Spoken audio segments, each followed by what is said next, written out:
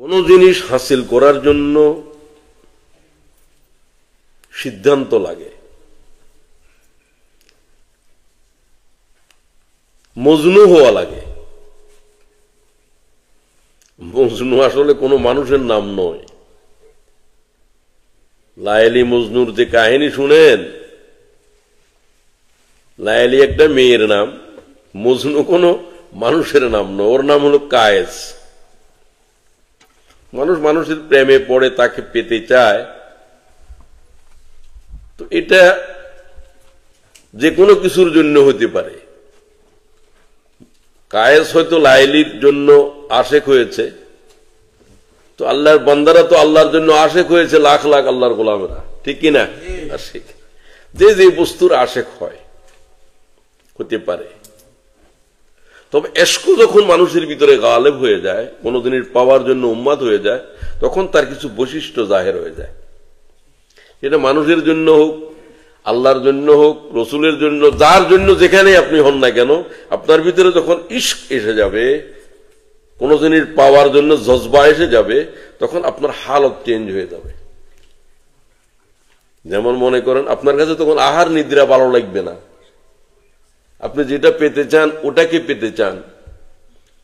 খাবারের মজার চাইতে, আনন্দের মজার চাইতে তাকে পাওয়াটাই লাভ এন্ড বিলাভের ক্ষেত্রে যেরকম, আল্লাহ এবং তার আশিকের জন্য সেরকম। অন্যেরা ঘুমের ভিতরে মজা পাচ্ছে, সে না ঘুমার ভিতরে মজা পাচ্ছে। প্রেমিক প্রেমিকার সাথে, আল্লাহর আশিকেরা আল্লাহর সাথে কথা বলার জন্য রাতের শেষে প্রচন্ড শীত উপেক্ষা করে উজু করে নামাজে দাঁড়িয়ে গেছে, একই। তো এই জিনিসটা বুঝতে হবে। আমি যদি কোনো জিনিসকে হাসিল করতে চাই, তাহলে আমার ভিতরে ওই এশক গালেব করতে হবে। তাহলে আমার ভিতরে ওই বৈশিষ্ট্যগুলো আনা লাগবে। তাহলে আলোচনা শুনলে সেগুলো আমাদের ভিতরে কিভাবে আসবে ধারণা করতে পারব। তো কবি বলেন, তোমরা কি জানো কোন জিনিস হাসিল করার জন্য যদি মানুষ পাগল হয়, মজনু হয়ে যায়, তার কি কি বৈশিষ্ট্য তোমরা দেখবে, তোমার ভিতরে সেই বৈশিষ্ট্য যেন আসে।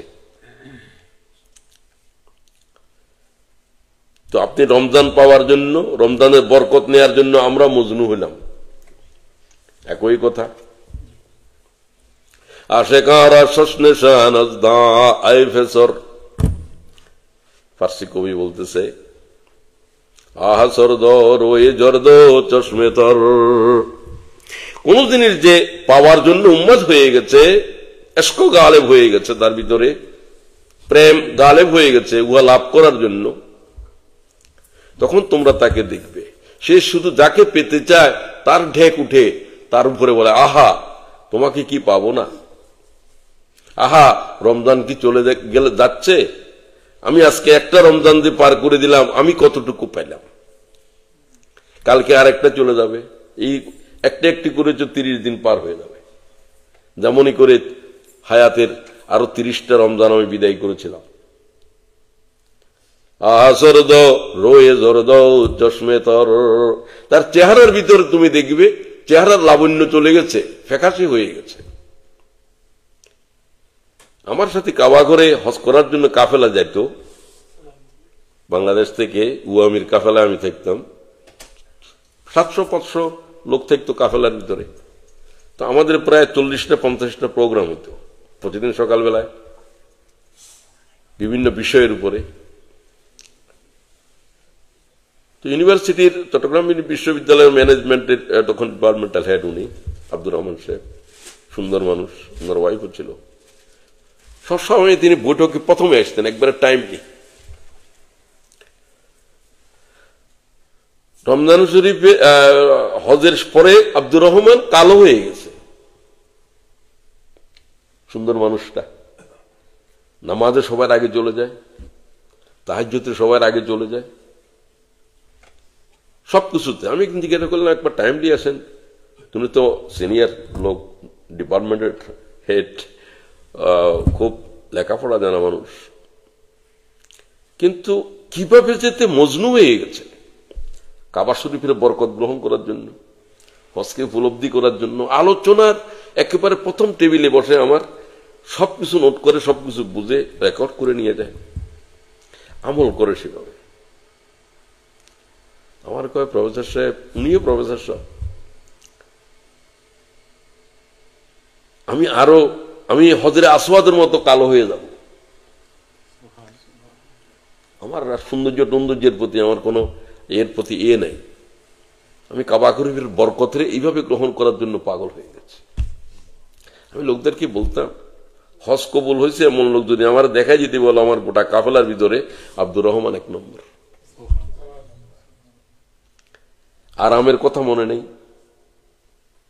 সবাই ডাল নিয়ে মারামারি করে, ফাত লাগানো হলো, হে হাজিরা, কত ক্ষুদ্র ক্ষুদ্র জিনিস নিয়ে গল্প গুজব এই সেই করে। আব্দুর রহমানের এগুলোর প্রতি কোনো চিন্তাই নেই, খাওয়া খালি খেলো না খালি নেই, তাড়াতাড়ি কিভাবে চলে যাবে, সবার আগে কিভাবে তাহাজ্জুদে চলে যাবে, আরাম নাই, গুম নাই, গোটা চেহারা হজরে আসওয়াদ হয়ে গেছে।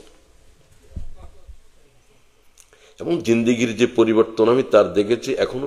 আমি গত একদিন আগে জিজ্ঞাসা করলাম ওনার বিল্ডিং এর এক লোক, আমার বন্ধু, আব্দুর রহমান ভাইয়ের কি অবস্থা, করে আগের মতোই আলহামদুলিল্লাহ, নামাজেও জামাতে, কোরআন শরীফ বুঝে পড়ে।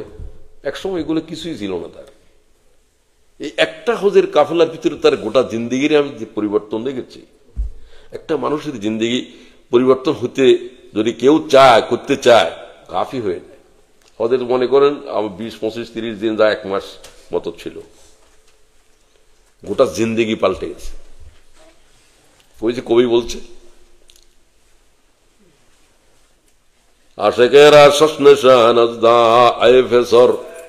ও বেকুবেরা, প্রেম সম্পর্কে যাদের কোনো জ্ঞান নাই তারা শুনে রাখো, আশেকের 6 লক্ষণ।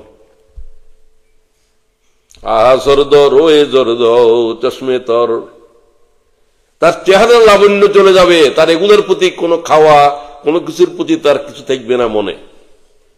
তার চোখের ভিতরে তুমি পানি দেখবে তার প্রেমাস্পদের জন্য, সেটা আল্লাহর জন্য হোক, কাবাগরের জন্য হোক, রমজান শরীফ পাওয়ার জন্য হোক, কতটুকু পাইলাম কতটুকু পাইলাম না, আহাজারি। গের তোরা ফুরসি দ্বন্দ্ব সে দি গর কুদাম, তোমার কাছে 3টা না বললাম, আরো 3টা তো রয়ে গেছে। কম খারো কম গুফতানো খফ তনহারাম, আশেকের খাওয়ার মজা নাই, খায় কি না খায়, কতটুকু খায়, কথাবার্তা বলেই না কারোর সাথে, আরামায়াস কি জিনিস তার জিন্দিগি থেকে চলে যায়। কম খারো কম গুফতানো খফ তনহারাম, তার তন, তার আরাম, তার চাইন বেচাইন হয়ে গেছে। তাহলে সে মজনুকে পেতে পারবে, আল্লাহরে পেতে পারবে, রমজান শরীফের বরকতের হাসিল করতে পারবে। আল্লাহ তাআলা আমাদেরকে রমজান শরীফের আশেক বানাও, আশেক বানাও। রমজান শরীফ হলো আমাদের মাসুক। আমরা রমজান শরীফ বিলাবেট, লাভ আর বিলাবেট, যাকে আমরা ভালোবাসলাম। তো আল্লাহ তাআলার এই নিয়ামতের নেয়ার জন্য এই জাতের সিদ্ধান্ত লাগবে। তো সবাই বলেন আল্লাহ আমাদেরকে তৌফিক দাও।